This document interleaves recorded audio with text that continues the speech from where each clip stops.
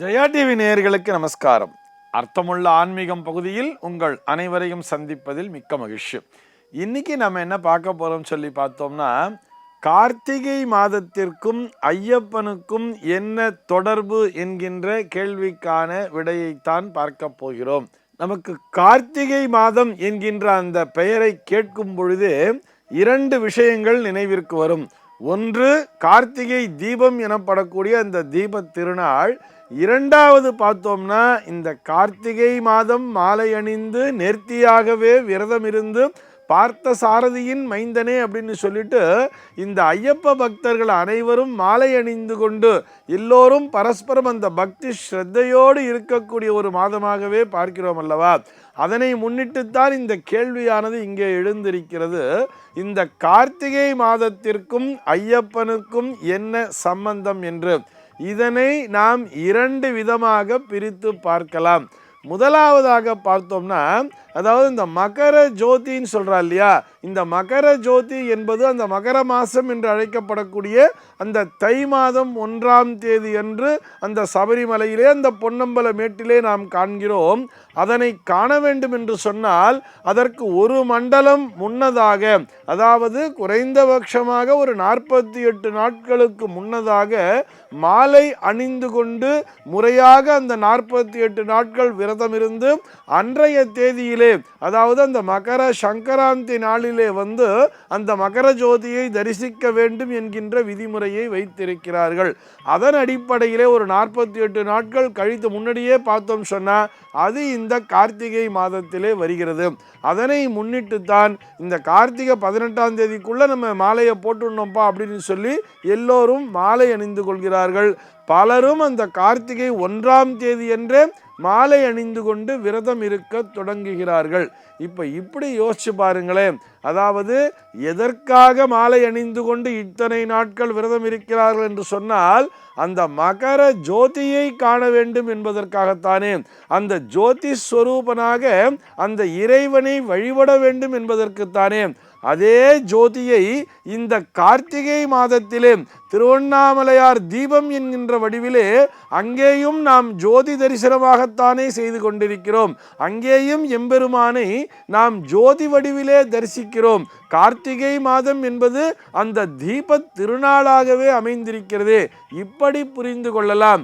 அதாவது கார்த்திகை மாதத்திலே அந்த தீபத்தினை நாம் காண தொடங்கி ஜோதி வடிவாகவே அந்த இறைவனை உள்ளே தியானித்து உள்ளுக்குள்ளாகவே மனதிலேயே நாம் பிரார்த்தனை செய்து கொண்டே வந்து அந்த மகர ஜோதி நாளிலே இந்த ஜோதி விரதத்தினை நாம் பூர்த்தி செய்கிறோம் என்று புரிந்து கொள்ளலாம். இங்கேதான் அந்த தொடர்பானது இருக்கிறது என்பதை நாம் கணக்கிலே கொள்ளலாம். ஆக ரெண்டு விஷயத்தை நம்ம இங்கே லிங்க் பண்றோம். என்ன விஷயம்னு பார்த்தோம்னா, இந்த கார்த்திகை தீபம் என்கின்ற ஒரு விஷயத்தையும் மகர ஜோதி அப்படிங்கிற ஒரு விஷயத்தை லிங்க் பண்ணி தான் இந்த கார்த்திகை மாதத்திலேயே பக்தர்கள் மாலையை அணிந்து கொள்ள வேண்டும் என்பதை நம்முடைய முன்னோர்கள் நமக்கு அறிவுறுத்தி சொல்லி இருக்கிறார்கள். இது போக இந்த கார்த்திகை மாதம் என்பதே நம்முடைய ஆன்ம ரீதியாக நம்மை சுத்தமாக வைத்திருக்கிறது அப்படின்னு சொல்றார். இதனை எப்படி புரிந்து கொள்ளலாம் சொன்னா, ஜோதிடவியல் ரீதியாக பார்க்கும் பொழுது போன மாதம் இந்த துலா மாசம் சொல்றா இல்லையா, இந்த ஐப்பசி மாதம் முழுக்க இந்த ஆன்மகாரகன் என்று அழைக்கப்படக்கூடிய அந்த சூரியனானவர் முழுமையாக பலமிழந்து நீச்ச பலத்தோடு சஞ்சரித்த மாதமாக அந்த ஐப்பசி மாதமானது பார்க்கப்பட்டது. அந்த ஐப்பசி என்பது முடிவடைந்து அடுத்த மாதமாகிய கார்த்திகை என்பது துவங்கும் பொழுது அந்த நேரத்திலே சூரியன் தன்னுடைய நீச்ச பலத்திலிருந்து வெளியே வந்து அடுத்த ராசியாகிய விருச்சிக ராசிக்குள்ளே சஞ்சரிக்க தொடங்குகிறார். அதாவது முழுமையாக பலமிழந்த அந்த ஆன்மாவானது ஞானத்தை நோக்கி பயணிக்கிறது. அடுத்த ஆன்ம தெளிவிற்காக, மன தெளிவிற்காக நேரடியாக அப்படியே அடுத்த மாதத்திற்குள்ளாக நுழைந்து விடுகிறார். கொஞ்சம் கொஞ்சமாக ஞானம் என்பது பெறத் தொடங்குகிறார் அப்படின்னு சொல்றார். அதனால்தான் ஞான குரு என்றே சாஸ்தாவை அழைக்கிறார்கள். அந்த ஞான குருவாகிய சாஸ்தாவினை நினைத்து அவரை தியானித்து மாலைகளை அணிந்து கொள்கிறார்கள். அந்த அறிவியல் ரீதியாக பார்க்கும் பொழுது, நம்முடைய உடல்நிலை ரீதியாக பார்க்கும் பொழுது, இந்த மனித உடம்பிலே ஓடக்கூடிய நாடி நரம்புகள் அத்தனையும் கார்த்திகை மாதத்திலே ஒரே நேர்கோட்டிலே பயணிக்குமாம், ஒரே சமநிலையிலே இருக்கும் என்று சொல்கிறார்கள்.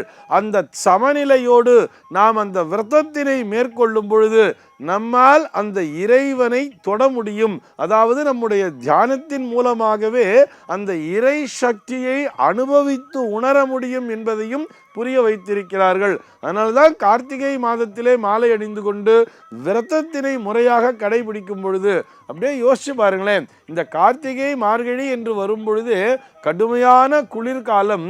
ஜென்ரலாக வீட்டில் எப்போ பார்த்தாலும் வெந்நீரில் தான் ஸ்நானம் பண்ணிட்டு இருப்பா, ஹீட்டரை போட்டு தான் குளிக்கிறவா கூட இந்த கார்த்திகை மாதத்திலே அதிகாலை பொழுதிலே எழுந்து, அதுவும் எப்போ சூரிய உதயத்திற்கு முன்னதாகவே எழுந்து பச்சை தண்ணீரிலே ஸ்நானம் செய்துவிட்டு அதே போல மாலை பொழுதிலும் ஒரு நாளைக்கு 2 வேளையும் ஸ்நானம் செய்து தங்களை சுத்தமாக வைத்துக் கொள்கிறார்கள் என்று சொன்னால் அது எத்தனை சக்தி வாய்ந்த ஒரு விஷயமாக இருக்க வேண்டும். அத்தனை மகத்துவம் என்பது இந்த கார்த்திகை மாதத்திற்கு உண்டு. ஐயனை நினைத்து எல்லோரும் தியானிக்கிறார்கள். அதனால்தான் பரஸ்பரம் அந்த ஐயப்ப சுவாமிகள்லாம் பார்க்கும்போது கூட பரஸ்பரம் ஒருவருக்கொருவர் சுவாமி சரணம் சுவாமி சரணம் என்று அந்த மாலை அணிந்து கொண்டிருப்பவர்களையே ஐயப்பனாகவே தரிசிக்கிறார்கள். சர்வே ஜனாः சுகினோ பவந்து.